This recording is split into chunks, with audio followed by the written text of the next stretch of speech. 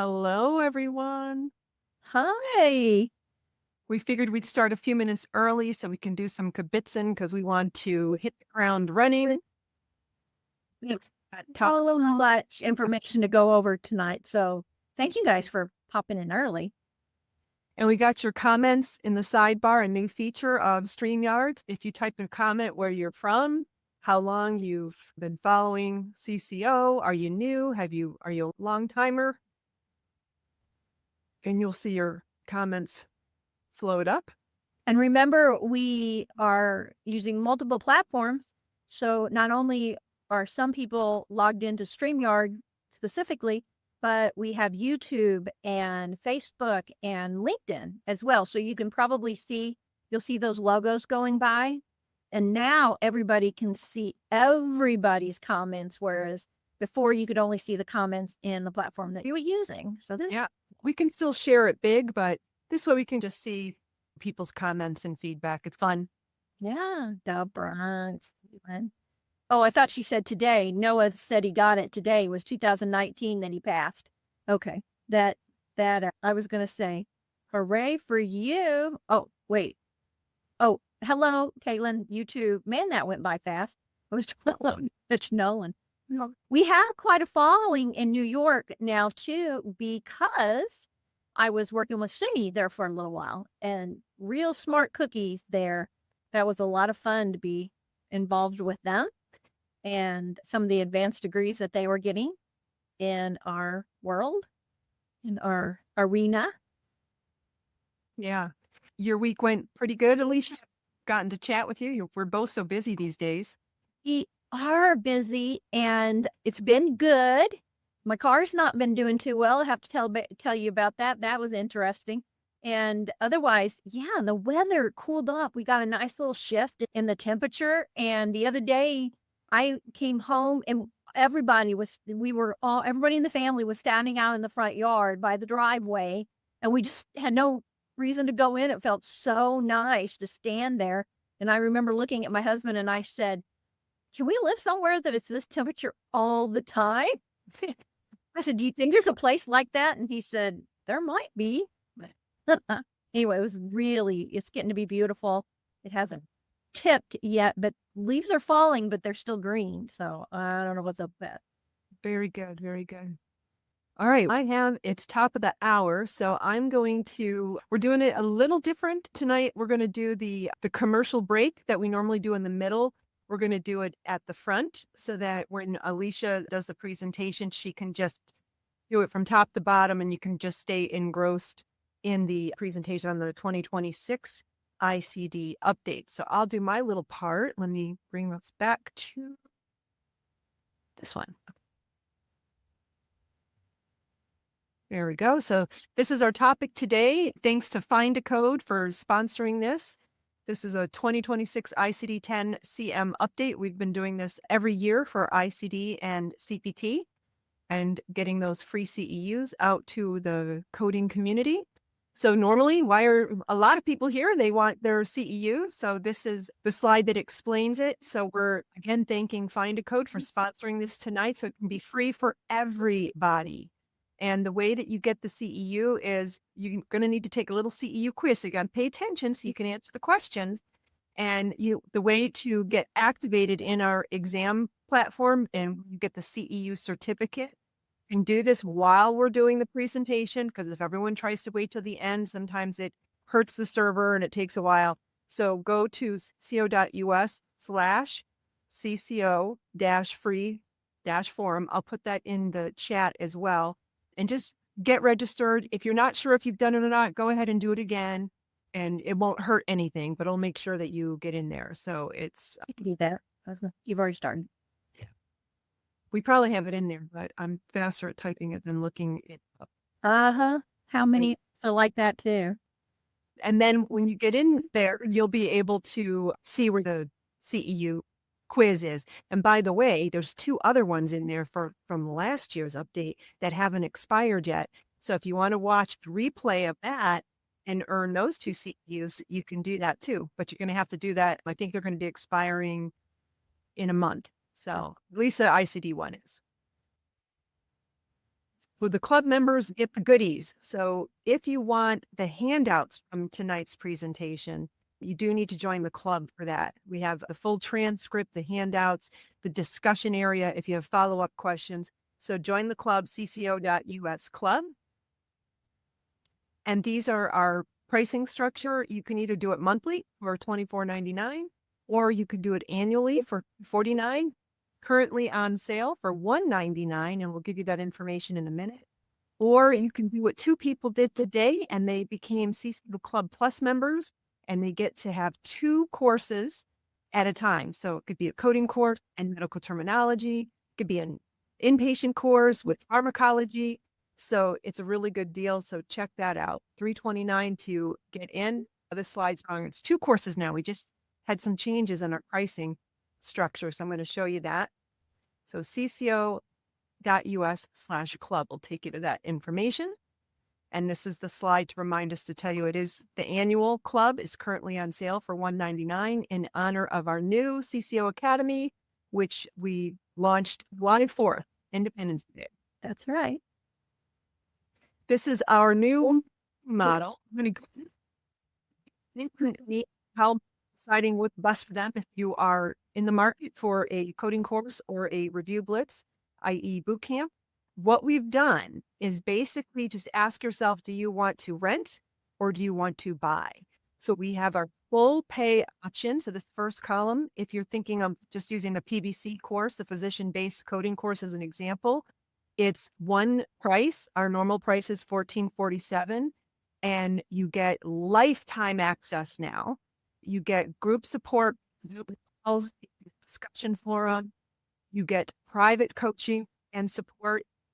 Phone support comes with the lifetime full pay model. Access to the Bat Cave. You get a blitz included. You get practice exams included. So that's the full one. That's like the gold standard there. But we also brand new introducing a subscription model.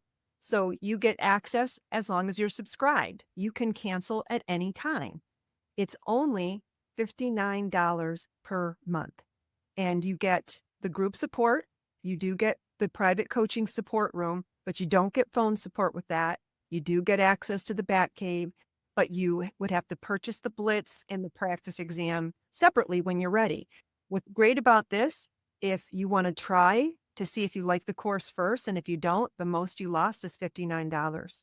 Or if you get done in 6 months, it's only $354. So it's a really good deal. Not that we're trying to get you to rush through it, but for people that are on a budget, this is a great option. We just are launching this tonight. A couple people found it on the sales page already this week. We have 2 people who have already signed up for this. Yay. Now, the next 2 columns are about the blitz. We have a full pay and a subscription. So the full pay, lifetime, you're owning it, so to speak. And the subscription is a monthly rental. Why is it the same price? Because it's content you're going through. It's access for that month. So we kept it all the same, the pricing model. So you would subscribe to the PBC first, and then when you're done, then you jump over and you subscribe to this. Okay. And you can see what the differences are. And it's on the website as well. And then practice exams. We normally had them available for 9 months. We're going to go down to a month. And they're $34.95. That's the new pricing, which is going to go into effect after September 1st.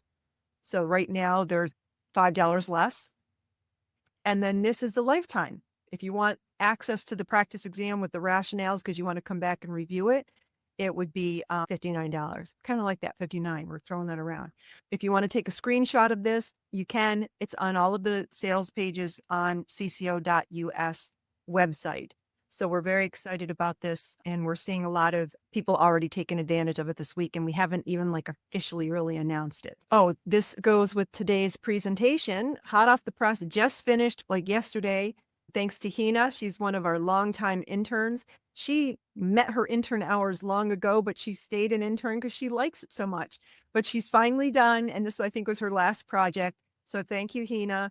And then Sylvia was the subject matter expert or coder that was reviewing it all. And so we really appreciate them. I did want to show you really quick. This is the 2025 version, But what's exciting about it and what the students who have seen this from before, they're like, where is 2026 ready? Is 2026 ready? Yes, it's ready and it'll be up on the website probably sometime tomorrow. We just have to do a couple, what's that called? Watermarks on it. But it's all annotated with really helpful notes. I'm just going to scroll really quick to show you to get you excited. Now, this is only available to who, Alicia? Sorry, I had myself muted because there was an echo. This is remember, this is not CPT, this is ICD, and this is available to our full-time members. And the Batcave. The Batcave members. And Noah had just stated, and I put it up on the screen a moment ago, the bat alone is worth that price for the test. So not only if you're wanting to get a core credential, but if you're looking into risk adjustment, this would be an excellent thing to be involved with the BAT. Yes. And so the BAT Club is a bonus. We do not sell access to the BAT Club. It comes with every student enrollment, whether it's course or blitz, and club members. So the cheapest way to get it is to become a monthly club member. That's the lowest way to get access to this.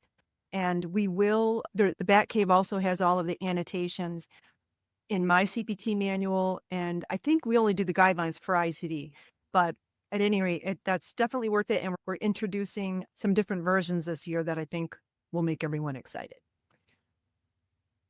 We have a back to school special going on right now, 25% off. I'm going to put the sales page in the chat so you can have it for later. So just click on it and save it until after the presentation. That's going to go till next Sunday. So all of those full price courses that are $14.47, and we have ancillary courses that are, I forget the amount, but they're all 25% off until next Sunday. So take advantage of the back to school special, Labor Day special. So now I am going to turn this over to Alicia and get my mug off the screen. So give her your kind attention. If you have questions in the chat, I'll be monitoring it and I'll pop them up if it makes sense to show them at that time. And then at the end, we'll open it up for other questions and doing a wrap up. So give Alicia about an hour to earn that one CEU and take it away, Alicia. Oh, you got to share your screen. Yep. Getting it shared now. Just a second here. Here we go. Very good. Technology, isn't it exciting? Now, we did want to give you a heads up. There is a lot of content that we wanted to go over. And for those of you that have been with us before, you know that when we do these updates, we don't just put the codes on the screen and robotically tell you what they are. We try to give you a little insight and behind the scenes as to why these codes are important and what the changes were, because we want that to be more applicable to your everyday life as a coder or as an administrator, whatever your position is, supervisor, manager. If these codes will be crossing your desk, it's a good idea to have foresight into what's happening for the year. That being said, since we do have a lot of content, I may switch over from showing you the slide to actually letting you see in Find a Code, my favorite encoder to use because of several different reasons, which I'll show you a couple of the perks as we get going.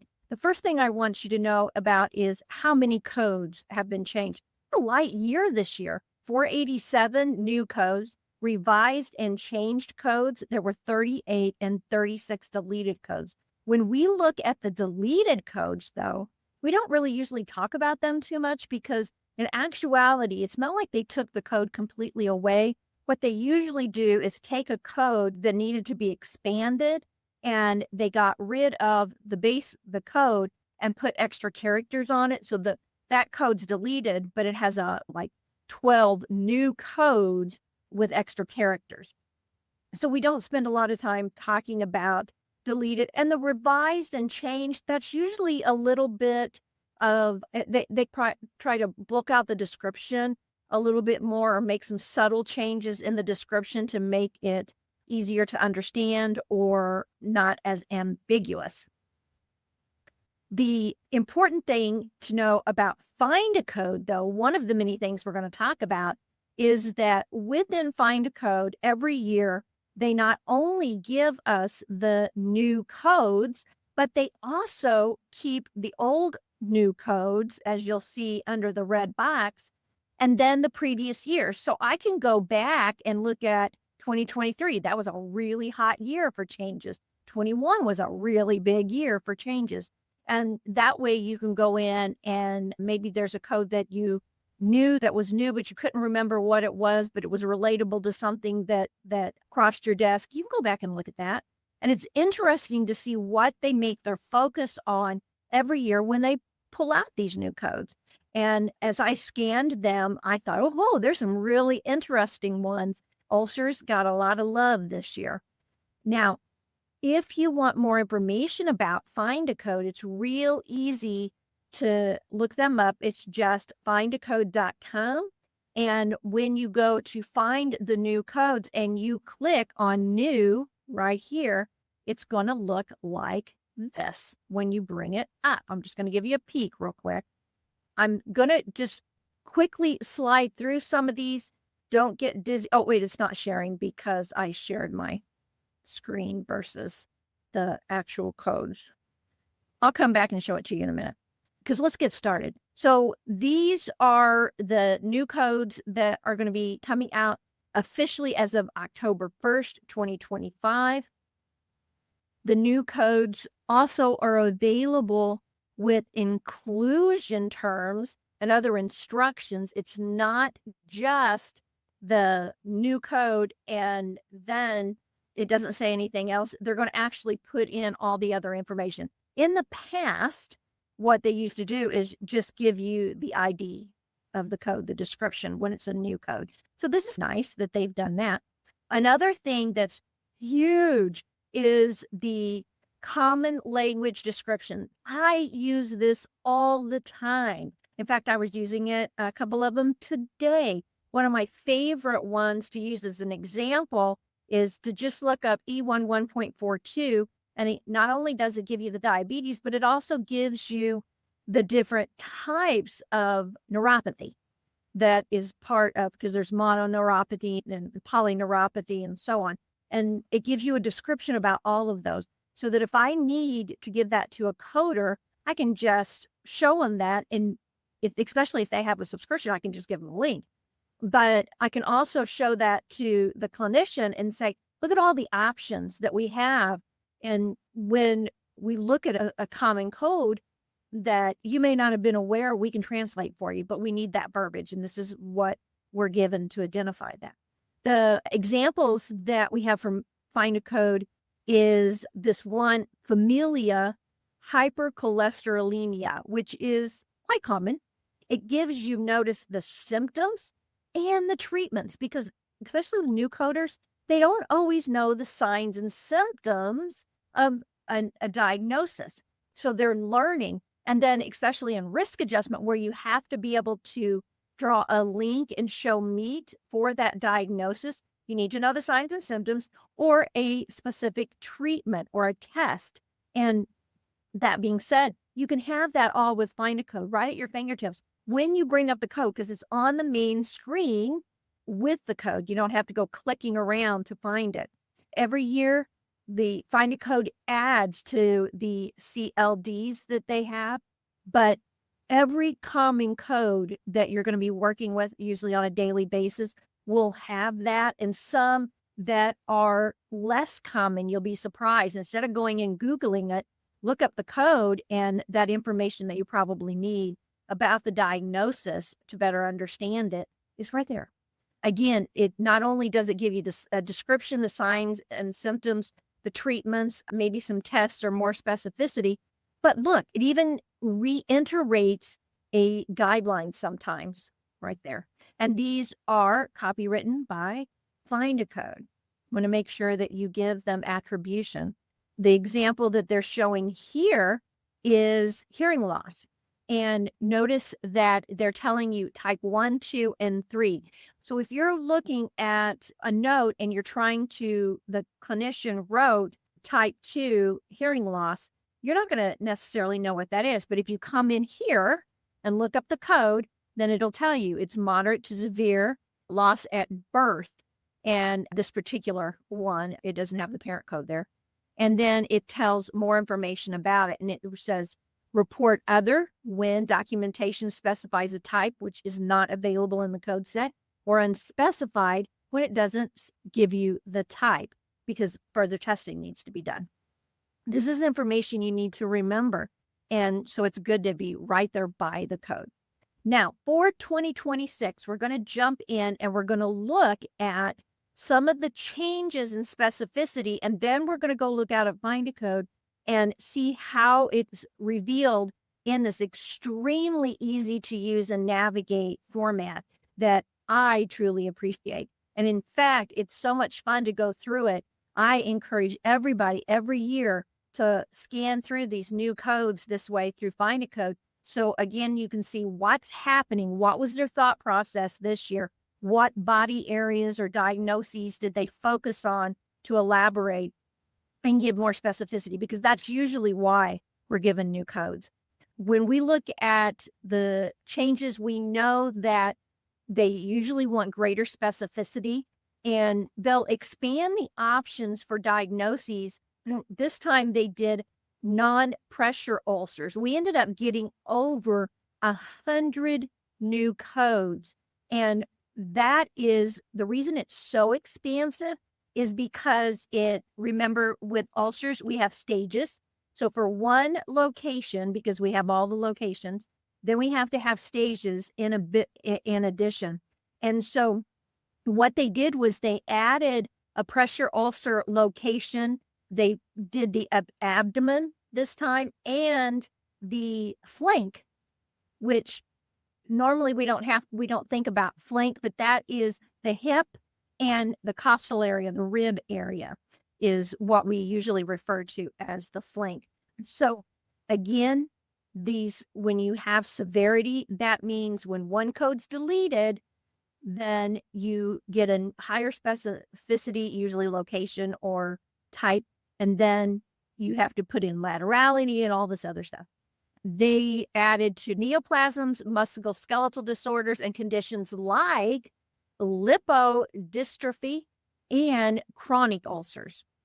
Now, for the guidelines, they clarified coding for HIV and conditions that involve multiple sites and type 2 diabetes in remission. Had you ever thought that we'd get a code for diabetes in remission? I think that's truly amazing.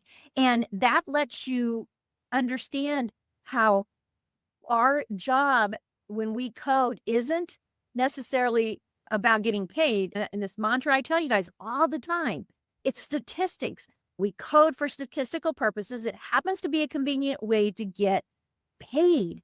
And why do we have these statistics? Because that's how new treatments are developed, what focus on the complexity of a patient population. We know that obesity is an issue, diabetes an issue. And if they now can put diabetes in remission, type 2, wow. So that's very telling. It's important, though, don't forget that you should review the updated new guidelines, and anything in bold that's not a heading will be something that's changed. Usually it's just little tweaks that they do, though. No major changes, but when they do make major changes, we absolutely let you know. And some of you old timers, it wasn't that long ago, but remember when they went to causal relationships in diabetes? That kind of blew our minds. Now, another thing about the updates is we have some structural changes. They revised note structures and put additional information in the excludes 1 and exclude 2 notes. And also in Find a Code that I really appreciate is they highlight these in a different color. So I think use additional code is in yellow, and like a teal sometimes is used for another one. And then the excludes 1 and the excludes 2 are in red. So my eye can navigate to that page when I look at a code really quickly. Also, the conversion tables, the availability of resources, you've got mapping, deleting inactive codes to their replacement. that'll happen in October 1st. So I looked up a code the other day that I had written down, and I typed it in, like it popped up, and it was a deleted code because they'd actually expanded it. And right there next to that code that I brought up was a bar that told me, look, click here and see the expansion. And then it popped up on the next screen, and I had 3 other choices for higher specificity. And my note was, I guess it was that old. It would have been just a year old. Very important that we get these right. Now, most of the time, if we're working and we're typing in codes into our platform, it will alert us that the code isn't a valid code. But if you're making notes or you're educating or you're wanting to send somebody a memo, you want to make sure you have it right and that you don't put a code that's been expanded in a note. I always think that would make me feel like I'm not very bright. I want to make sure everybody knows that I'm passionate about ICD-10 and I get it right. Some other notable newly added diagnoses codes that we need to be aware of, again, is non-pressure chronic ulcers. These are going to be in chapter 12. If you divide the code set up into chapters, I tend to not so much. I use the first character to think about them, but some people think of them in chapters. We, again, have over 100 new codes for the L98.4. What they did was they now have non-pressure chronic ulcers by specific site and severity. We've always had that, including abdomen, chest, neck, face, groin, and upper extremities. So in the past, we've always had the anatomy that we could say that it's a foot ulcer, it's a lower extremity ulcer, upper extremity ulcer, but we didn't have a lot of specificity of other major parts of the body. Now, we've probably all seen that diagram where it shows you where the most common pressure ulcers are, and they covered that up. They said trunk, but now we have higher specificity. So that's why we have a lot of one. One of those is to be on the neck. Now, I wouldn't have thought about a pressure ulcer, a non-pressure ulcer on the neck. However, when I saw this graphic, and thank you, Mary, and the interns for adding this, think about a person that has a trach.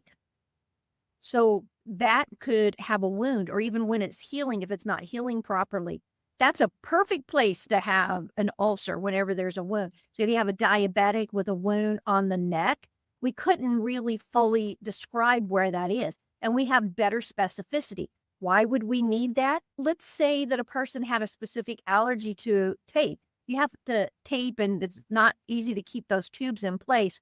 And so their skin got irritated, it broke down, and an ulcer developed. We want to be able to describe that. And then next thing you know, they'll be coming out with a new type of tape that can hold those tubes in place that is non-allergenic. So that's just a quick example, but there's a lot of other reasons. Now, quickly, let's look at how this code is divided up. L98.4, that's the new edition codes. But we have 3.1, which is abdomen, and then limited breakdown of skin. That's the last character. And then it would go on to say the fatty layer, and then necrosis, muscle exposed, bone, stuff. It would continue on there. But we have abdomen, neck, and groin. So here's 3 examples of how those new codes would look. Pretty exciting, right? And if you're into wound care, this is going to be really pertinent for you. Another area that they added was R codes, which are signs and symptom codes. A new code is R10.2, converted to a parent code for specific types of pelvic and perineal pain. And then we've got cannabis hyperemesis, there, I got it, syndrome. One of the side effects of cannabis use is you start vomiting. And so that's what hyperemesis is. And because it's classified as a syndrome, I guess you could say that it's rather more common than you can think. They actually have a code for that now. So think about how we had to describe that. Cannabis use, nausea, and vomiting, or hyperemesis, which didn't necessarily link with those. Now we have a link that the reason they have hyperemesis, it's now a syndrome, and it's due to cannabis. Then they also added the costovertebral angle tenderness and abnormal immunological findings. I thought that costovertebral was interesting because a lot of people get rib pain, and there's no way to say that in the code set to describe that, and that's a common thing. And if any of you guys have stretched or pulled that rib, you know what that feels like. You could just lean over a certain way, and next thing you know, you got that sharp pain.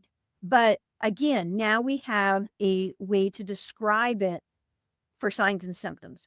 Another area that had expansion, we now have a new type of breast cancer. We have inflammatory breast cancer. It's not that the cancer is new. We've always had inflammatory breast cancer. We just didn't have a code for it.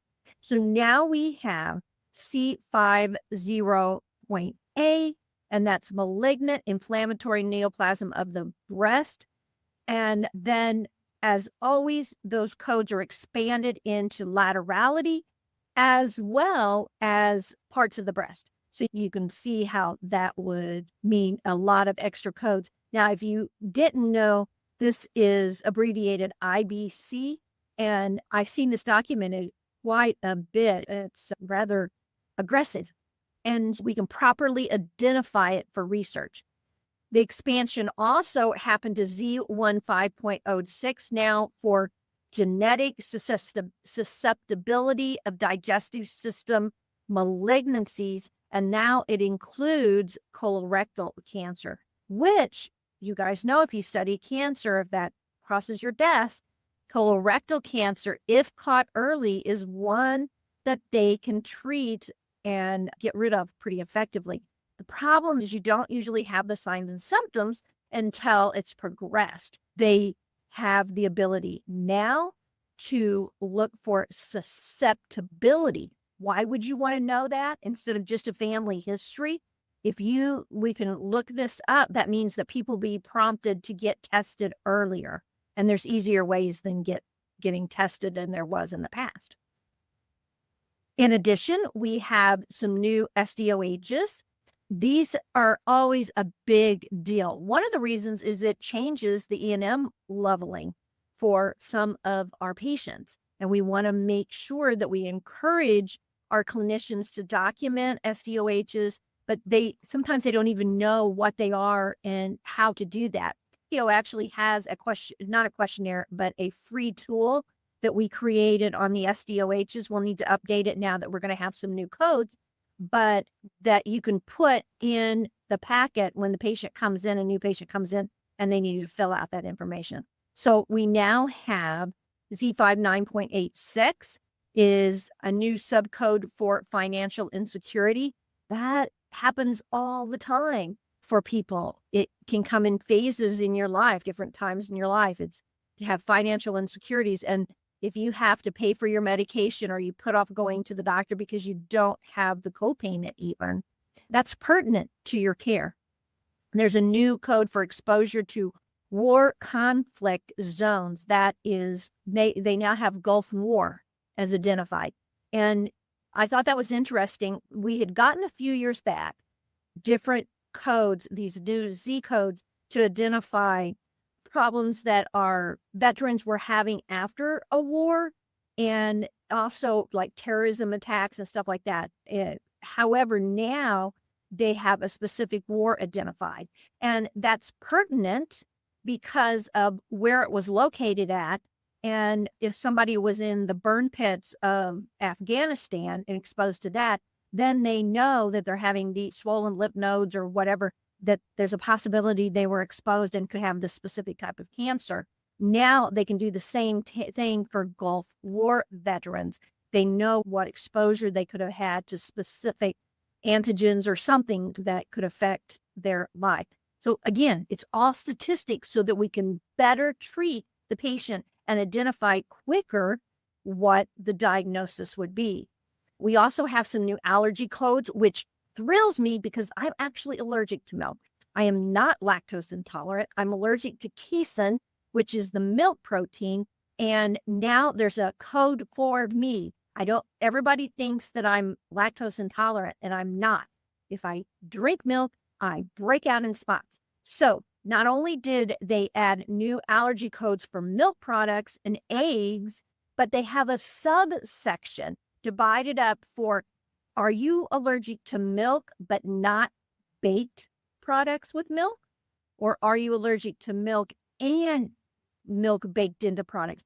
They did that same thing with eggs. And I thought that was brilliant because, again, some people that are allergic to milk, allergic, not lactose intolerant, if you bake a cake and you put milk in it, they don't have a problem. And other people like me, if I eat a cookie that has milk in it, I'll still have a problem. So that's really exciting. We want to be able to identify that so that we can come up with maybe shots in the future or something that a patient can take. But they also added anaphylaxis.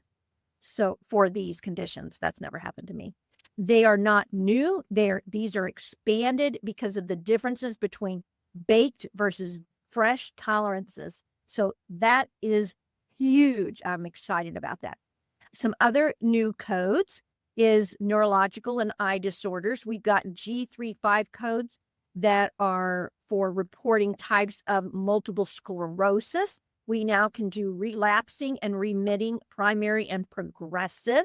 I was just reading about a particular actress that we all know, but I think it's Christina no, I can't remember, Applegate. She has MS, and she's been writing and talking about the process and how it affects your organs, and your organs shut down, and the digestive problems that she's had and so on, which brings emphasis to this. And now we have higher specificity with MS, so that's good. We also have a eyelid inflammation code, the HO1.8. And then we have the code for thyroid, let's see, orbitophy or orbitophy, that when your eyes bulge, when you have thyroid issues, that's H05.83. And again, these codes are expanded. That's not all. We also, and I don't know if we got that on here, I saw that there were some new glaucoma codes. There's a new glaucoma, or I don't know, that makes new vessels or something. It might be in here. Then we have some emergency and injury codes. We have some new S codes for contusions of the abdominal wall. And I thought that was pretty fascinating because contusions, for some people, not a problem. You got a bruise in your abdomen and you recover, right? But people that might be on blood thinners, hey, that is absolutely going to be a problem. Also, we have food-related anaphylaxis codes. The TH7.0 were expanded. Now, some key revisions that if you just want to see some of the impacts as a review is with the new changes and the revised codes are the non-pressure ulcers. We have the pain and symptom codes. We have oncology codes, which again, we talked about, but we also have the Z15.06, social determination of health, neurology, eye disorders, and emergency injuries.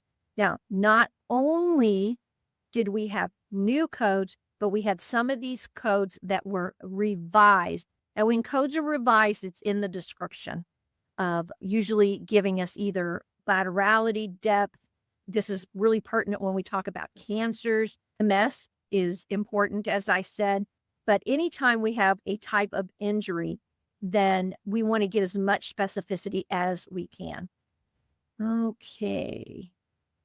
Important resources. These are fantastic resources. You can go into not only ICD-10, but CM, but PCS through Find a Code. So if you really want a complete list of the new codes, the deleted codes, and any additional information, this is where what it would look like. Now, you want to make sure that you review areas of new codes in the specialty that you work with. So this time cardiology really didn't get much love, but oncology did. And like we said, ulcers, which would be wound care, which would also affect like diabetes. And we want to make sure that if it's not a foot ulcer and it's an ulcer and the patient has diabetes and the clinician wants to link, they're complicating each other, then those have to be linked. And so we want to educate our clinicians on the verbiage that's needed for that. When you go to roll out these new codes for your office, this is where you want to focus on specialties that are most applicable for where you work. Again, you need to be aware of all of them, but that is very important. There was some expansions in specificity for granularity in infections and disease coding, as well as antibiotic resistance. There was an article that just came out that there is, I think it was a particular over-the-counter medication that they are linking to antibiotic resistance, which I thought that I didn't get a chance to read it, but you might look for it. For infection resistance, we look at the Z16 for better definition. And it's really important to know that there's going to be a lot of additional codes that are applicable. When you bring up that code, pay attention to the whole page and find a code, not only for that description, language description, but code also used in addition to, et cetera, because we've got to be able to tell the full story. A lot of times it has to do with the organism involved, like MRSA or something. We also have some emerging infectious diseases. There is some news on Zika virus and the COVID-19, of course, that will always expand the code set. Now, for infections, we want to know that there was a clarification in the guidelines. And the guidelines, they reiterate the process of sequencing when sepsis is present with an underlying infection, and then the documentation requirements. Not only are we translating for the clinicians, but we also need to make sure we're educating them on what the description or the codes available to them are. So they need to be aware of the verbiage to use so that we can better translate for them. And if you don't know to be able to tell them, then you're just running circles around each other. For sepsis 3, despite the clinical debate on this, it doesn't really fully adopt that sepsis 3 term, and that can impact some hospital coding and reimbursement with sepsis. So be aware of that. And then that resistance and sepsis, if it's due to an infection with a resistant organism, you're instructed to use both the sepsis code and the Z16 code for the resistance, unless the main code already specifies that information. So a quick summary of some of the changes that have happened is that we're going to now add the Z16 after an infection if it's relevant. We're going to use specific codes for these pathogens for MRSA and let's see, VRE. I'm trying to remember what that is on top of my head and I can't, it just escapes me. But you don't add the Z16 if the primary code already has that in the description. And that's common sense. We know that's a basic coding rule. With the sepsis coding guidelines, we're still maintaining the guidelines that we have, and that's going to be sepsis, severe sepsis, and septic shock. Sepsis criteria still follows the sepsis 2 definition, and it's not fully aligned with the sepsis 3 yet. The documentation provided, it talks about specific verbiage that you need to use for the documentation. And really it ends up being organ dysfunction in sepsis and being very clear about that. And then there's some of the new emerging infections. So the ongoing code additions and updates to the guidelines, and look for COVID-19 and Zika and a couple others, I think, that will cross our paths. Now, what should coders do? So first, we're going to always make sure we do what we're doing now. We're going to check in and see what the new codes are. We're going to make sure that our clinicians and providers understand the new codes, what's available to them, and the verbiage that's needed so that we can translate properly. And make sure that you are your coding manuals are up to date, as well as you have an find a code. The updates on clinical reporting and reimbursement for infections. It's really important that we get this right, because this a lot of times are quality measures involved. So now we have increased specificity when you have new and revised codes. You've got to be aware of that specificity. And then when there's granularity or resistance in that Z16, that's something that, especially when you work with inpatient, that's you're going to have to be on top of that. It might be a way for you to do a report on that to your team when you have your team huddles or something. That would look really good for you. The clinical reporting and reimbursement for infections, again, clear sepsis documentation and updating coding instructions are all there in the excludes. I'm going to start moving fast because we're running through our time. And this is what I'm getting into now is just a review, more or less, of why it's important to know this information. If you really want to have your RI in place, and that starts with not only your tracking and your having an analyst and stuff, but if you really want to avoid claim denials, remember they get the updates. And if we're not following with the updated codes and the changes, then we're going to start getting denials. So to make sure that those new codes are being used on the very first day that they're opened up.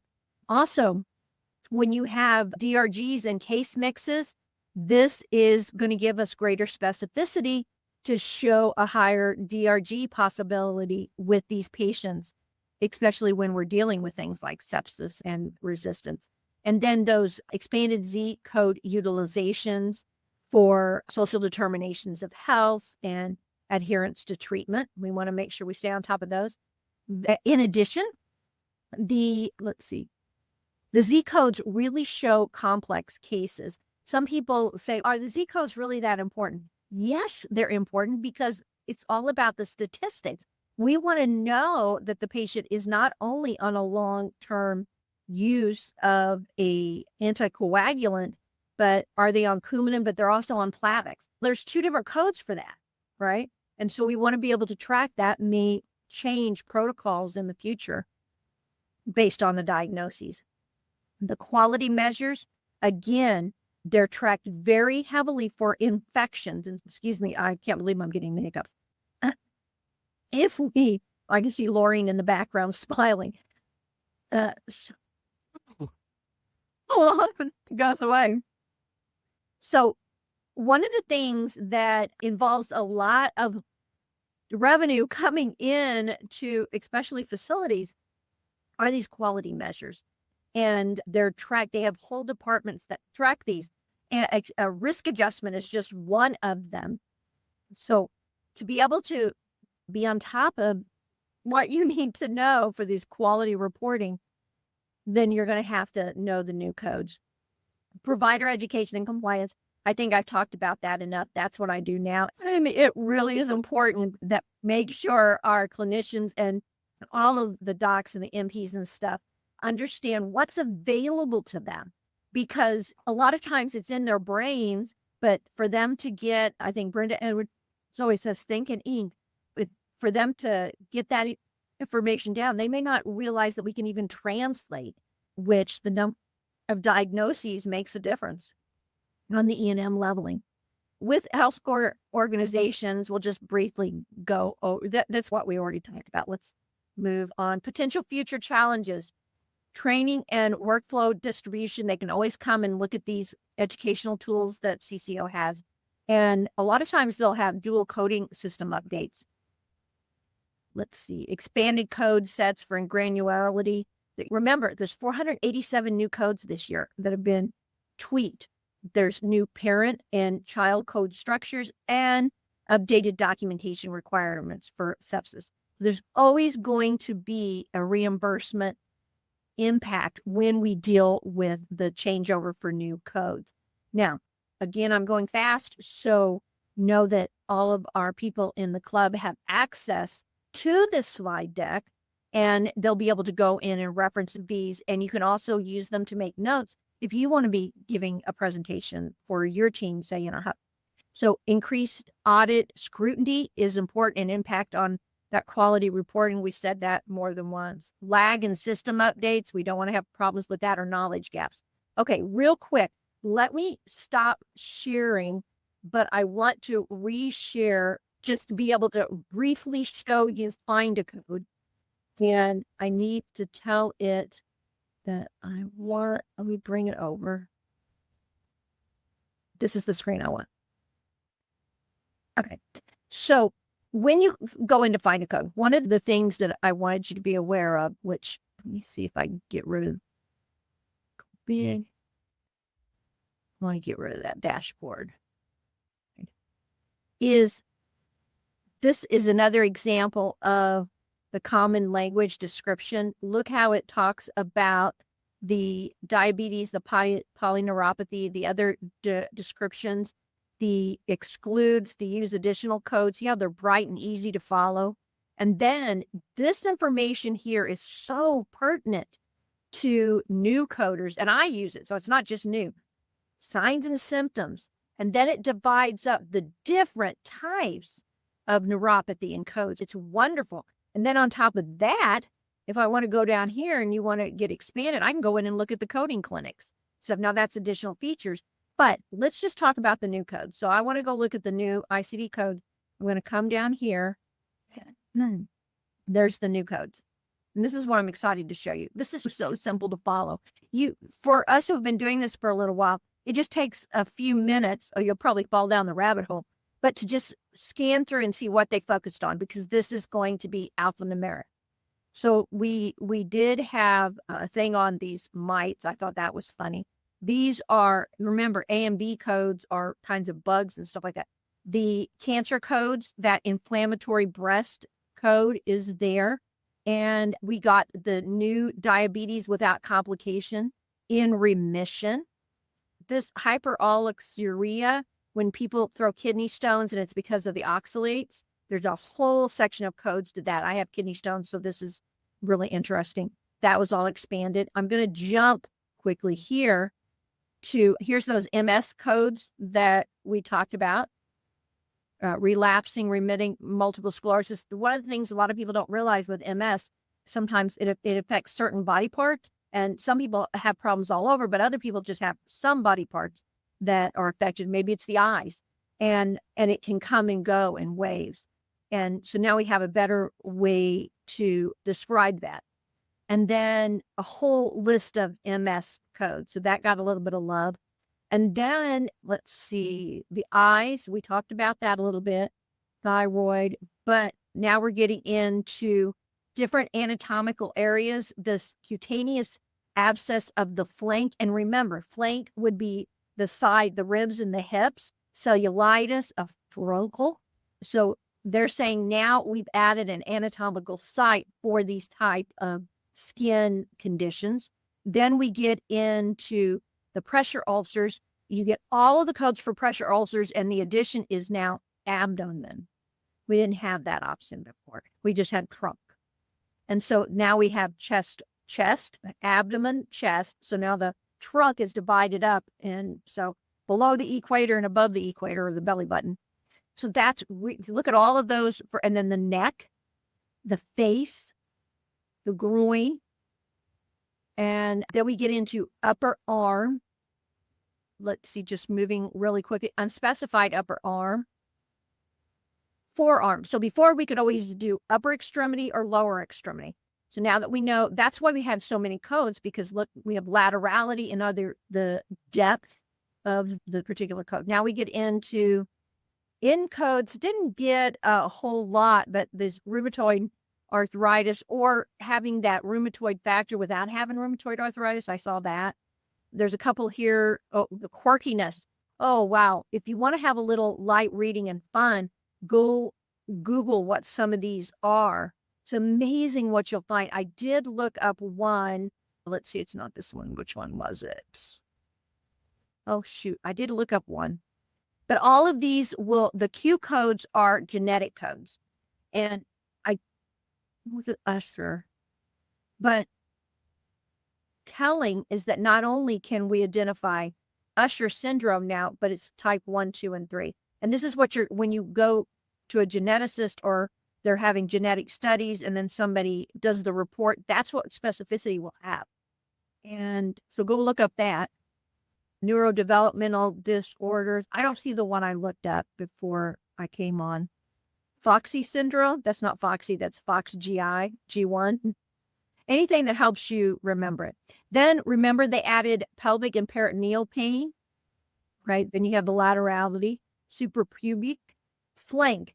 So I thought that was interesting. Flank is the key word this time. That was added in a lot of areas. Flank, flank pain, tenderness, laterality, not only just the area ulcers, but pain as well. Let the clinicians know that they can use the term flank. Then there's that cannabis hyperemesis syndrome. Hyperemesis. Emesis. Yeah. Costovertebral tenderness. So that is the between the vertebra and the ribs.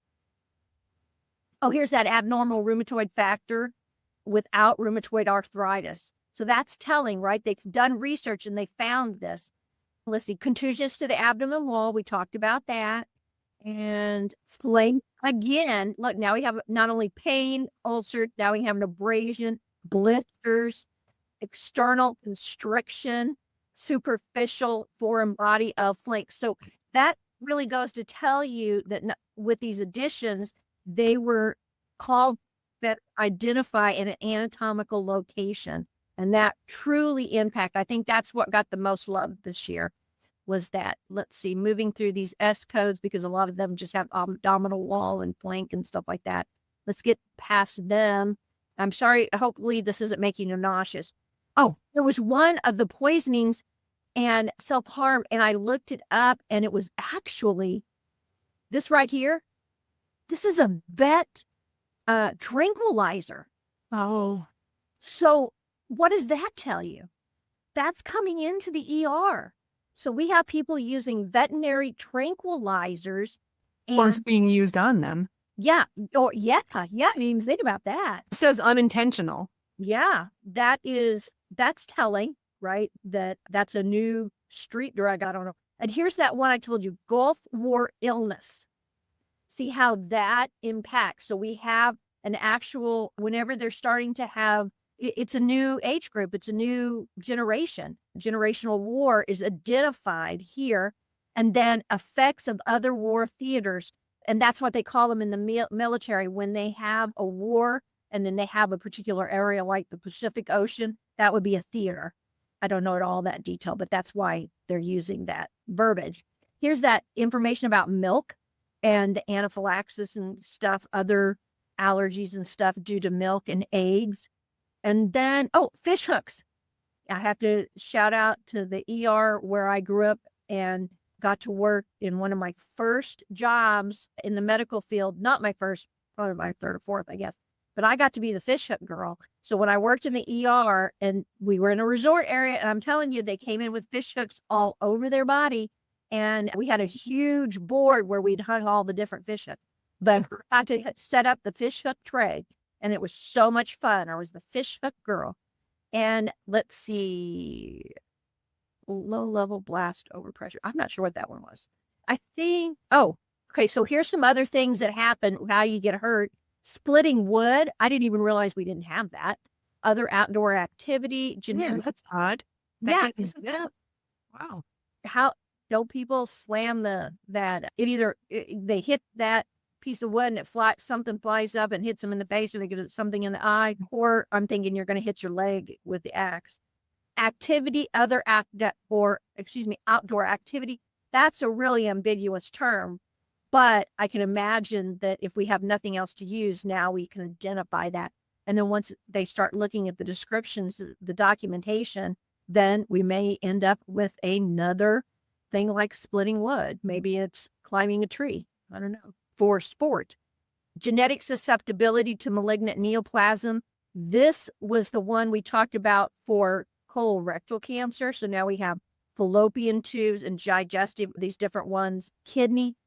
These go with those Q codes, right? That they're looking for. I suspect that when you go look at those, then eventually we'll get other codes that bounce off of those based on genetic findings. So genetic susceptibility, we've always had that for like BRCA for breast cancer. It would be a genetic susceptibility for breast cancer. And that tells you that the research is working And that research is the initial point for that research is the codes that we drop based on the documentation that go in. And now that we're going to have AI that's going to be able to help us track the analysts faster, I have a feeling in the future we'll get new codes. Some of these codes, we'll start seeing that we get more codes instead of around 400. Allergy to milk, and then allergy to eggs. And this last one, I always think it's funny what the first one and the last one is. Personal risk factor of exposure to cestrol. Dilbestrol. Somebody in the chat, you look that word up and let us know what it is. Before you leave, find a code. Diana, and I'm sure everybody else, could you give the exact information or link where a list of the new codes was and put it in the chat? Now, these are probably not available to you. I don't know that they're available if you don't have a subscription. That being said, here's the new ICD-10 codes for Find a Code. That's the first link I'm going to put in. Okay. But how you find that. So let's go to the home, Find a Code. This is what it looks like. And if you're not a member, you can still look up codes. It's free. You're just not going to get all that other information. All the goodies. Yeah. Yeah, all the goodies. So now if I say, I want to see what the new codes are. So I go here and these are all the little expert things you can do. So I can look up CPT codes and all this additional information like SNOMED and stuff like that. Diagnoses. I can look up HCCs, DRGs, even ICD-11. So I'm going to go to ICD-10 because that's what we're looking at. Now, if I want to just type in a code here, I could, or information. Here's my index, just like your manual, the guidelines or the codes themselves. And if I want to look at the codes themselves, see, I can even look here in a particular area. Oh gosh, I can't remember. Is that particular code an endocrine system or not? So I could do that. But where you're going to find that is, they even have the neoplasm table, drug chemicals, is right here. So this particular page is the page that has the information, the link that divides it up, because I gave you first the link to just the new codes. Then you can look on the changed codes, but here's the deleted codes. So let's look there. And it tells me right here, 28 deleted codes. But if you look, you'll see that they're really based on the new codes. So this particular code that I told you was when oxalates build up in the kidney and you get kidney stones. We only had primary in the past. Now we have primary, secondary, and I think there was 5 new codes for this. And so that's how that was expanded. So it wasn't really deleted, it was expanded. We had only G35 MS. Now we have all of those other codes for MS. Pelvic and perineal pain expanded. So you can see all that contusion to the abdominal wall. It was all expanded. Now, we had allergy to milk, anaphylactic reaction. What we didn't have was that subcategory in the description to say, can they have it in a baked good? Do they react or not react in a baked good? So that was expanded for milk and eggs. Let's see. Financial insecurity was expanded. That's an SDOH. And allergy to milk and eggs. So allergy to milk and eggs and anaphylactic reaction. So this allergy for milk and eggs was expanded into baked goods and non-baked goods. So it's really telling that we had 28 deleted codes, meaning at 28 codes that were expanded. And then you go back and say, out of that, we ended up with 487 codes. So you could pretty well say, go look at the deleted codes first, because that's going to tell you what the focus was of this year for 2026. And they took less than 30 codes, right at 30 codes, and they turned them into almost 500 codes with the expansion. It's a synthetic non-steroidal estrogen that was historically widely used to prevent potential miscarriages by stimulating the synthesis of estrogen and progesterone in the placenta. Interesting. Thank you very much, Lisa. You get the gold star. Diethyl stilbestrol. Very good. Wow. So if that helps you again, that's one of the reasons I think Find a Code is so brilliant. One is that they were based in education, just like CCO. We're educational based. That's our goal. And then they want to give you additional information. And the beauty of that is that it's easy to flow, user friendly. And there's some others I get at work, I get one paid for and everything. I don't use it because it's bulky and it doesn't feel comfortable to pull out the information. And with this, it does. And like I said, you can look up any code. And right now we have G35 for MS. Now the new codes aren't put in yet, but when October 1st hits, if you put in G35, you'll have this information. And then in bright red, it'll say deleted code October 1st, 2025. And then it'll have a link to the new code range because this was all expanded. And look here, all that additional information. Guess what? If you need an information about MS, there it is right there. Your common language description. So I'm going to stop sharing, Laureen.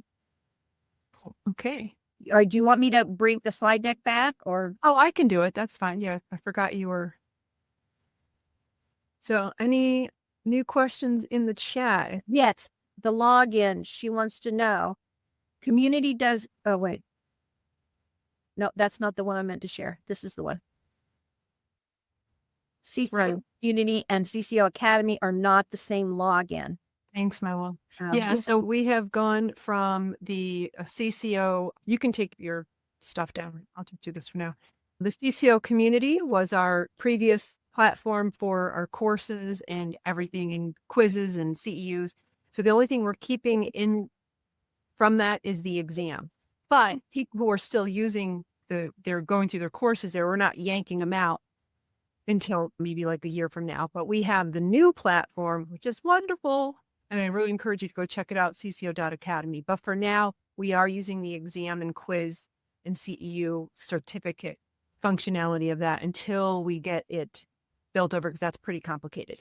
Sylvia mentioned that you should have a character at the end of your password for new passwords, by the way. Just then you'll be able to tell the difference between. Yeah, it's not going away. You don't have to do it tonight. You can take the quiz whenever. We're not doing live versus watching a recording.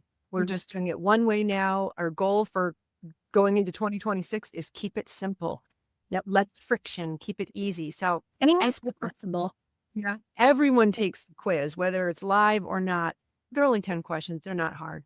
And then when you get over 70 and you can retake it, then you get your nice little certificate. So just one way for everybody, because it just was getting administratively very challenging to do password. And the password was just because we had one question. Did you attend live? Yes or no? Now we just do all the 10 questions for everybody. That's another thing I'm sure you've noticed with the new finance, the way we're setting this all up. And Lauren's worked really hard to do this, but it's making it more affordable for you as we trim down at CCO and try to work out some of those administrative things. That's why we do those. If you want to know why, making it easier for all of us. Yep. So this is the slide that we did the past couple of webinars on our new CCO Academy. You can get there by going to cco.academy. Really nice, easy way to remember. You might have to put the www in, depending on which browser you use. Keep that in mind. It is very mobile friendly. That was one of the reasons why we adopted it. I just got my bill for it. It is expensive. So that is why we are trying to defray costs. We have to charge a platform fee for the biggest cost for us with all of our platforms is we get a lot of people requesting our free resources. And we've been happy to do that over the years, but we just got to get a little platform fee for some of the free exams because that takes the most administrative time. We got a lot of people that sometimes have trouble with their passwords or whatever, and we help. We have to help, but it's a cost. So I want to defray that. Hopefully you'll understand it. I'm clicking on the wrong screen. Why isn't that changing? I did want to give a shout out to Michelle Staley, who recently passed, and she left a lovely comment. She said, I absolutely recommend this course and community. This is my second time going through the course. I took the course back in 2002 and passed the CPC exam on her first try, and she held her credentials for 10 years, then took a break to get her bachelor's. Afterwards, I stepped back into medical billing world and decided to recertify. And once again, I did the lectures and the BAT technique to prepare myself, took the test, and passed. So thank you to Lorene and Alicia for all you do. And thank you to the wonderful CCO staff. Yes, the CCO staff. Alicia and I, we're like passenger princesses. We just show up for the webinars and they're doing all the hard work behind the scenes. So I appreciate her giving kudos to the staff who helped make this platform possible. You provide a wealth of information for students and people in the workforce with coding questions. So congratulations, Michelle. This was a good question that came up. Are your courses instructor-led or online at your own pace? They are online at your own pace, but we are the instructors and we have recorded doing them normally. And many of them were done in a live situation like this. So it feels like live, but you can do it at your convenience. And here's a few testimonials. The BAT system, that was something I came up with in 1999. I'm dating myself, but there are some folks out there claiming that they came up with the system. They did not. They just gave it a different name. But all I've ever asked is just give me attribution and CCO attribution of the technique. It is industry wide. Everybody does it. It's everywhere. But it's a really great system on visually grouping in CPT your codes. And back in the day when we had Chandra working with us, I think we could do BAT for ICD. And she came up with doing it to the guidelines. She had actually done it and then she shared it and we've just kept it going since. Bubble, highlight, annotate technique. We always say it's like becoming one with your manual. It's a really effective system. It takes a while to bubble and highlight your book, but it always pays off. Every student, after they take the exam, you're right. I hated doing it, but I'm so glad I did because when I took that exam, I was so able to visually see the answers. So the BAT system, wonderful lectures. I had 2 or 3 people today that I talked to on the phone. A couple of them are coming from other programs. They've already paid a full pay fee for another course, and it's so boring, and the lectures are so dry that they come here because they see our YouTube videos and how we teach, and they're taking a chance with us. So now with that new $59 a month subscription program, even if you're in a course you hate, do that and you can supplement it with what you're doing. We're trying to make it work. We wish you'd found us first, but we get it. We don't have the advertising budget like some of these places do, $20,000 a month to get placed high in Google Ads. So that's how we made this slide. If you've been let down by other medical coding and billing schools, we feel that you deserve better. That is a big driving force for why we changed our pricing model going into 2026. So what you can do is reach out. I have office hours, so to speak, in the evenings and on Saturday mornings. I do work a day job, so does Alicia. So we do a lot of this at night and on the weekends. So I do have a appointment thing. You can schedule time with me. But if you are in the Academy app, there's the help desk. Well, you'll get an automatic welcome from the help desk. You can easily chat with them. You don't have to open up a ticket anymore. You can get help desk help there. You can still do the ticket system. We have William who's helping on that, and Sylvia, who's our ambassador for the help desk. And she's also our subject matter expert reviewing all of the intern work. She is the one mostly managing the help desk tickets. If you schedule a call for support, Sylvia's the one that is there helping you. So we've got a really good team, but schedule a call with me. If you are stuck in a situation, come talk to me. I'll help you figure out what to do. Sometimes supplementing with just a blitz. So you have someone else's course, you're not super happy with it, but you can supplement it with our blitz. So when you're doing the musculoskeletal system in the other program, you can watch our blitz section and at least get our summary and just a different teaching style. Darcy, who's one of our coaches, she teaches at a community college here in Florida. And every year she gets her college to pay for the blitz access for all of her students to supplement what she's doing. So it's great. So if you're a teacher out there and you'd like to supplement what you're doing for your students, reach out to us. We have programs for that. We have instructors that license our curriculum. We don't have a lot, but we have a few. If you would like to do that, have a conversation with us. We have an affiliate program again, but it's not for everybody. You have to have a following, because when we did it before, everybody was going to the AAPC forum and putting links up, and then they hated us. We weren't doing it. So we're not going to do that again. But if you have a following, if you're leading a group where you would like to become an affiliate and promote some of our products, it doesn't have to be all of them. You can choose to just promote the Blitz or choose to just promote practice exams. We know many instructors send their students to us because they want them to take the free practice exams. So we've been helping all these years, but now we're going to charge a $5 platform fee for the free practice exams. So we had to change the name today so no one got upset and call it, I think we decided to call it trial.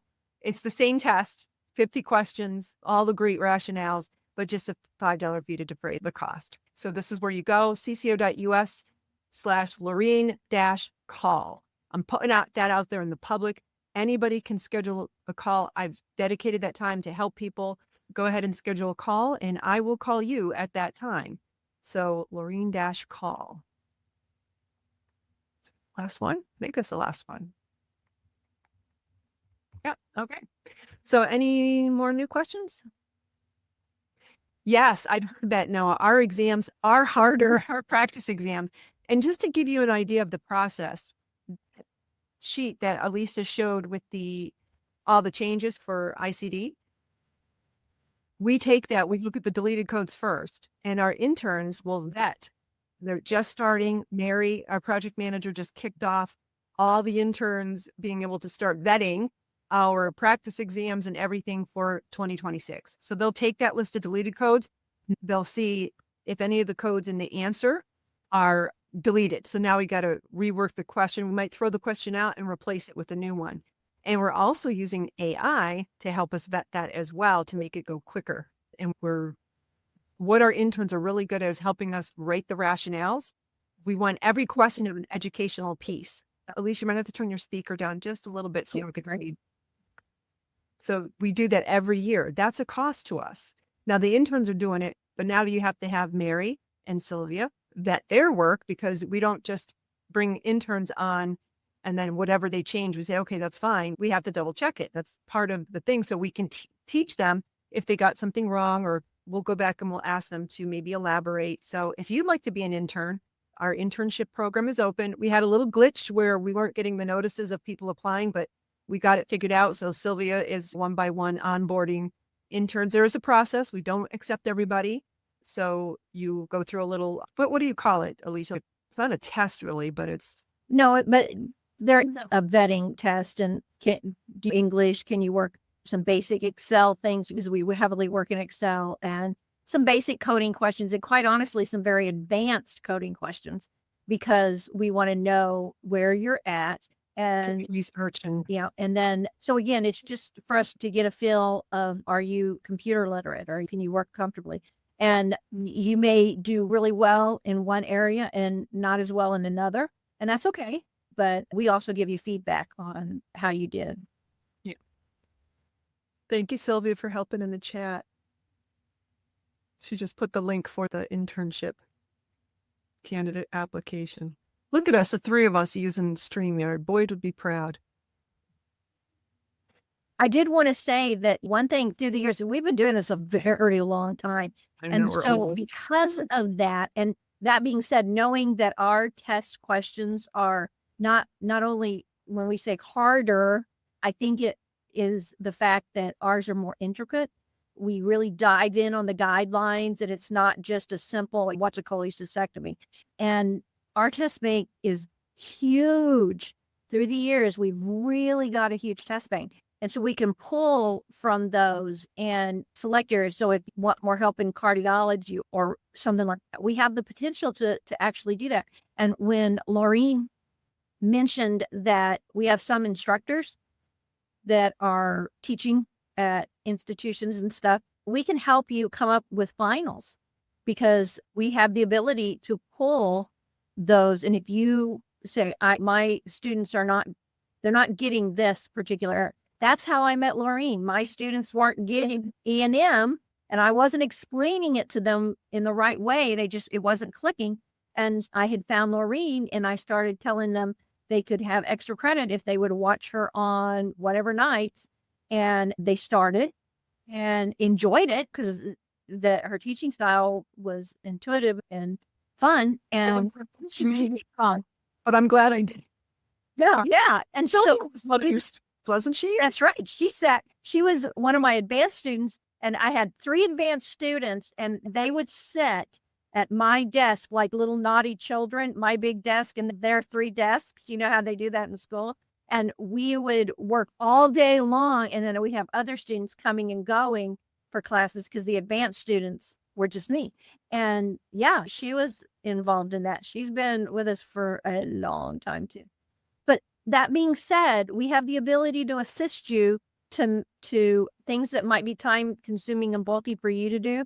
Let us know, and we might be able to work something out where we're able to assist you and make your teaching life easier. And you guys are free to go, but if anyone wants to stay, I was going to show where to go about the free CEUs and stuff like that, and show you a little bit about our new CCO Academy that I love that. You just show basically what we're excited about here. So this is our CCO Academy, and there is a video where Alicia and I went through it, but I just want to show you, I'm logged in as my test user, Florida Laureen, and you can see here, Florida Laureen. Oh, so if you see these padlocks, right? What I want you to do is go to your little chat thing here, and you should have a CCO help desk. Click on that, and then you can chat with the help desk and say, I don't see the free CEU area. So I'm not sure why that's happening. So I'll have to go in and fix it, but it literally takes us like 2 seconds, and we can click on 2 things, and then you'll be able to see that. So the way this platform works, go ahead, Alicia. Also, if you don't want yours to be black, you can also have a light version too, by the way. Yeah, you just come up here and switch to light mode. So if you see a padlock and you think you should have access, just reach out through the direct message to the help desk. But public areas, the help desk, and the community are all our free areas.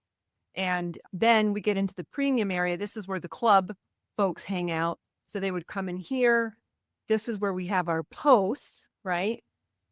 So this, I wanted to show you. We have a bot that's just for the premium members. It is blowing our mind. So this I copied from a student. She had asked a diagnostic question about abdominal pain, the difference between generalized and abdominal pain, just plain abdominal pain. So she asked the Cody bot. And you get access to this if you're a student or a club member. That's what we call our premium members. Basically, the people that are supporting us. Thank you. This is the response it gave.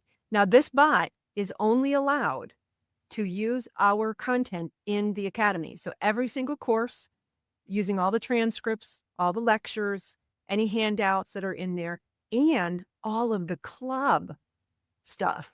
And we've been doing this, like Alicia said, for a long time. So there's a lot of content in there. And it will give you like a little source links within it. So even if you don't have access to that course, the bot will still give you the information. But if you do have access to it, you can click on the link and you can go dive in and get even more information. Really helpful. So I just wanted to highlight that. And you can just go to the next one and quickly go through stuff. But it works just like Facebook. You got your general feed, like the big river, like everything coming in from all your different Facebook groups or individual people you follow. It's the same thing here. But if you want to focus in on just the club, you just click on it and it filters that view down. We've got the student topics. Here's another bot one.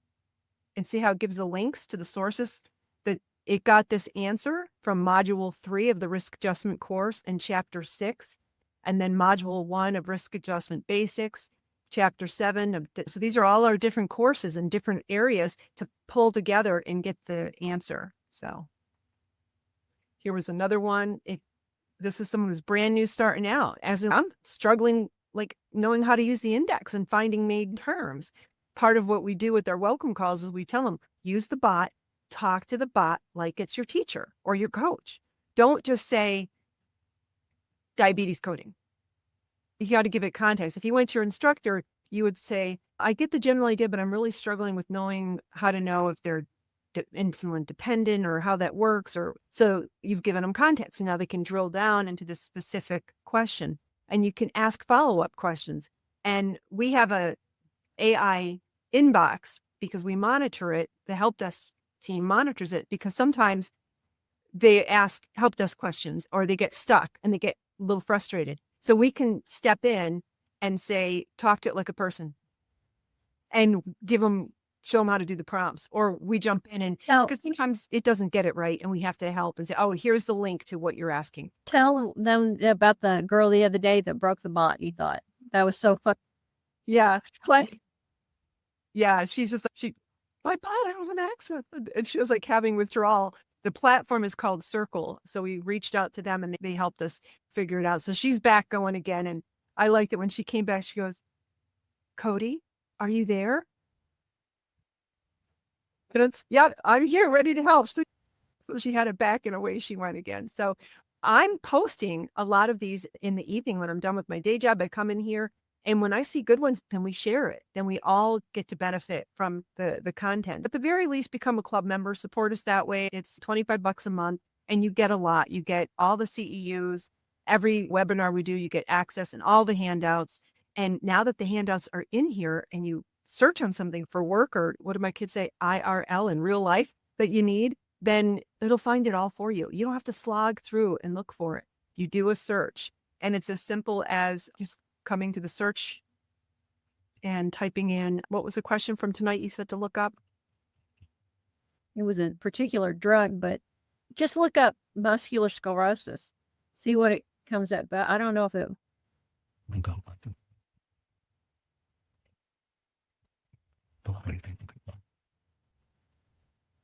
For what? MS? G35. Yeah, MS. What is the code? G35. Is this a new code? No, it's muscular sclerosis. They expanded it. Now G35 is deleted and they've expanded it. But so the AVA support bot is if you just want to drill down to help desk stuff like my subscription or that kind of stuff. But this is like the premium bot. It searches the whole platform. So let's see how the Cody bot does. So instead of hitting enter, you choose the bot to help you. So now it's thinking. All right. So it's saying the ICD-10 code is used to identify multiple sclerosis. It's a chronic disease. Now, this one didn't give me any sources, so it must just be. We talk about MS very often, so that's not surprising. Okay, so put in sepsis. Yep, I need to understand sepsis.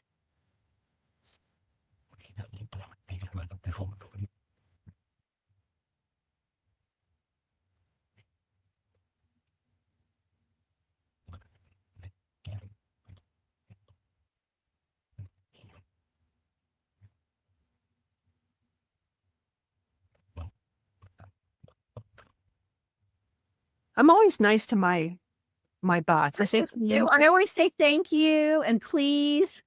Although I read when it's all done and you say thank you after, that alone is costing so much money because of the server process. But when I write my question, I'll say, may you show me blah, blah, blah. May you help me with this? And I say thank you, but at any rate. Whoa. And see, here's the 3 sources.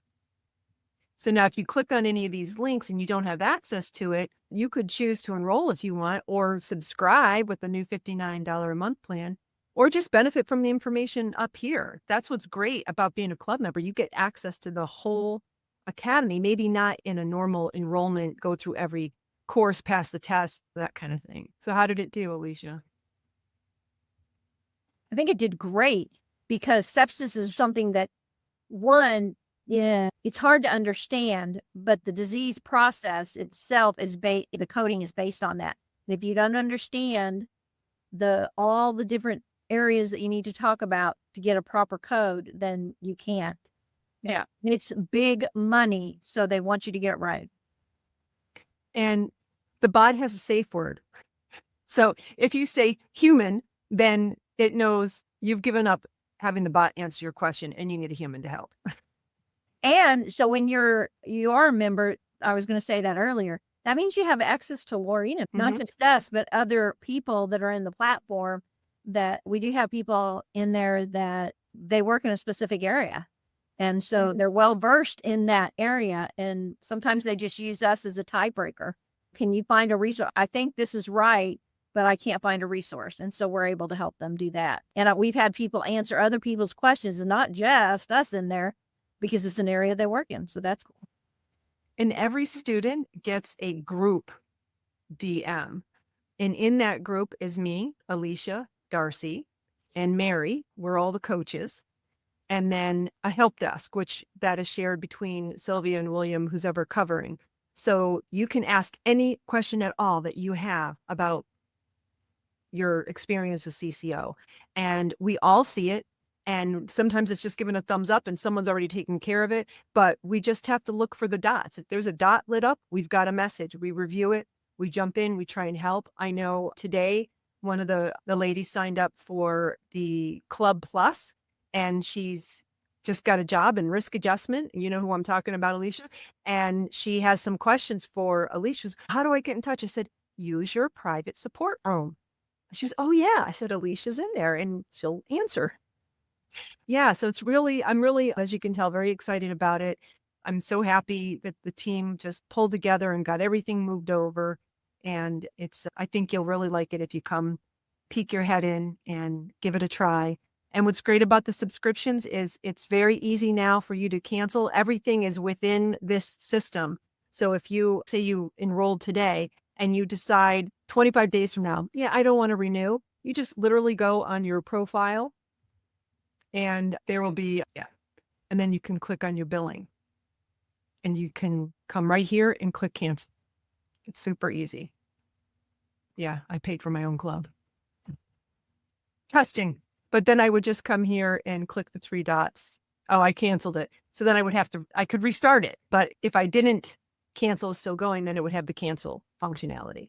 It's really easy. And all these little badges are just what this particular demo user has enrolled in. And that helps us as the people supporting say, okay, what did they enroll in? Oh, okay. And we can see real quick. And you can also see when your people are corresponding. Oh, they're a club member or this or that, or, oh, they're going through the CRC blitz right now. And so you really quickly know what they're doing in the academy here. And then all these other dots, this is the Bat Cave. So when you want to look at the ICD-10, it looks like a course. You click start. You don't have to do it like a course, but it just walks you through it. You just click start and you read what this is saying. You click complete lesson.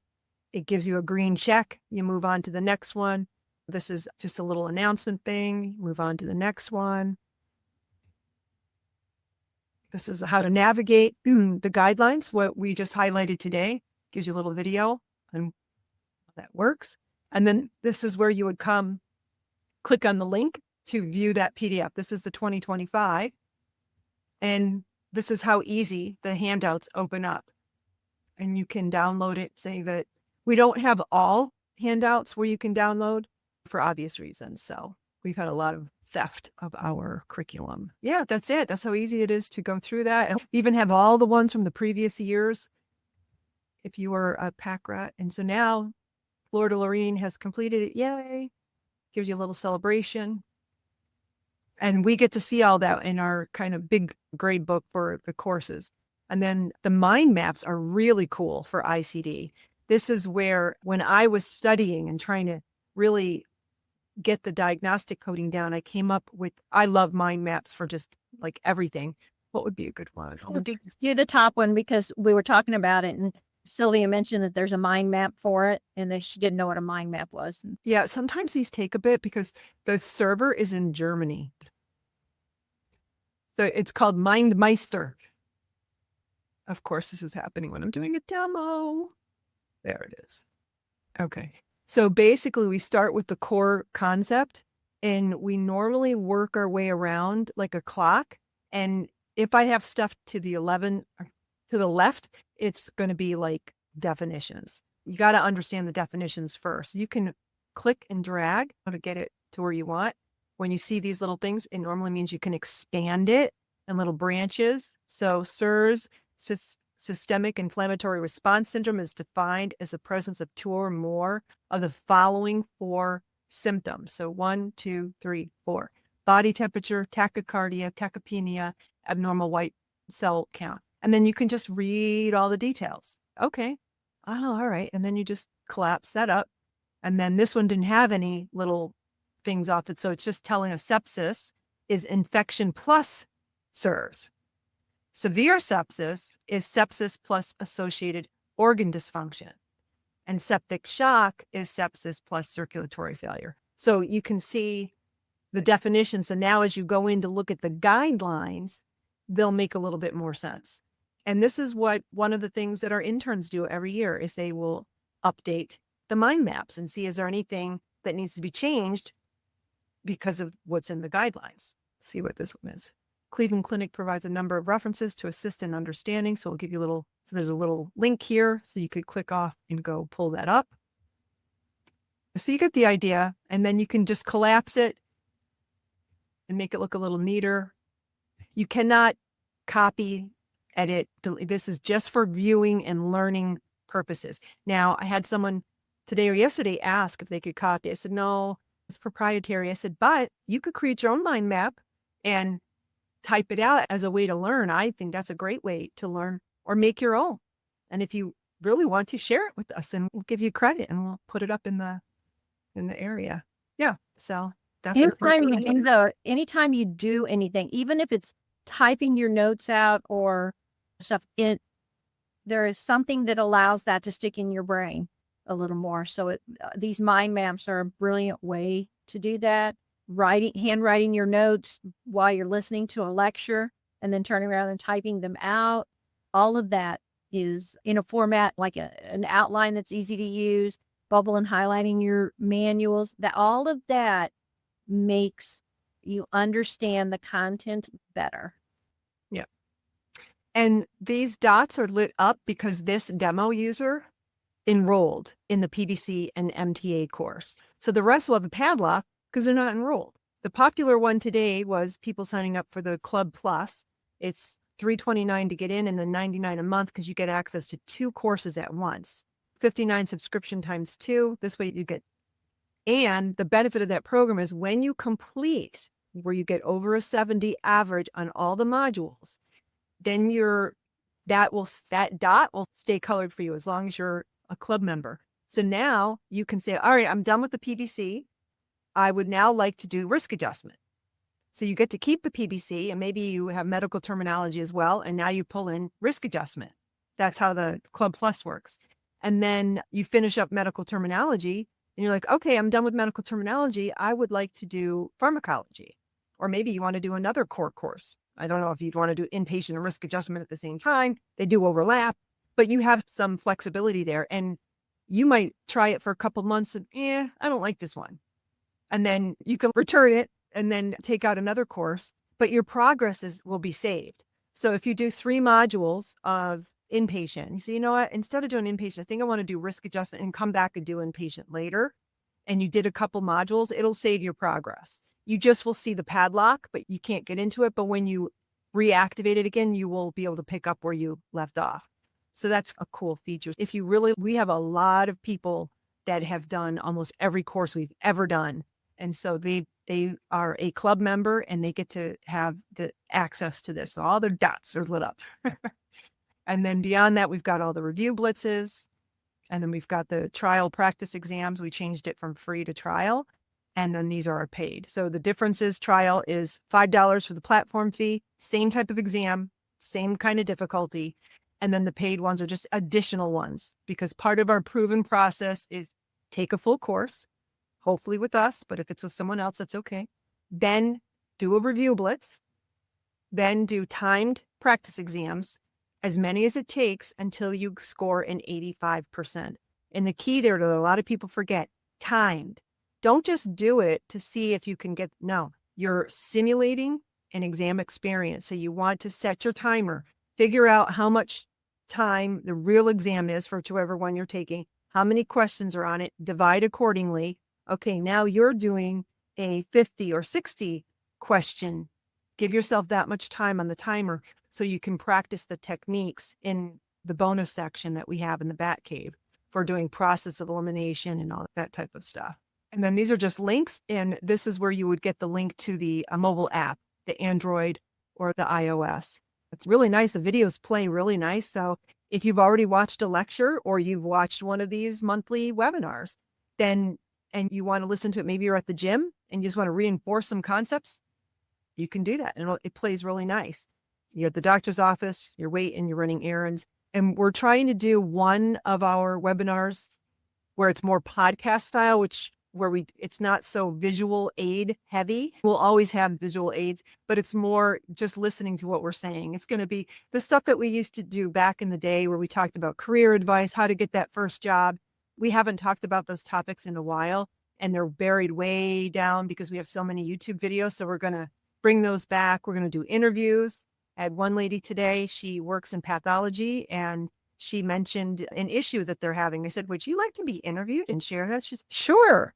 So we're going to do interviews. If you have something like that you'd like to share with the community, or just share your story about how you got into coding and what you're doing now to encourage people that are considering this for a career and they're not sure, they can hear success stories and why you like it. And one of the things I tell people, there's not very many careers that you could literally decide that you want to do it and be done and certified in 9 months to a year and be looking for that first job and decent paying for having only needing to go for a year. Yeah. Any other questions? I think we're good. Thank you, Alicia. Good job. And thanks everyone who hung out with us. We still have 38 people that are still with us as we're yabbering away. Our next event, you can come here and click on events, and it gives you a nice calendar view. And so we're at the end of August. So now we're going to be going into our September schedule. And so the 11th, we have a Q&A webinar scheduled. The 18th is our private Zoom call. It's only within the Circle app for our premium members. So our students and our club members. And the reason why we combine it, because honestly, club members are always going to be students. They might also be taking a course, but the questions can benefit. Last week we had one person and that was fine. And it ended up feeling real good. You and Alicia all to myself, but the content we covered was all about risk adjustment, getting a first job at Optum, and it's recorded and it's in I can show you. You go to.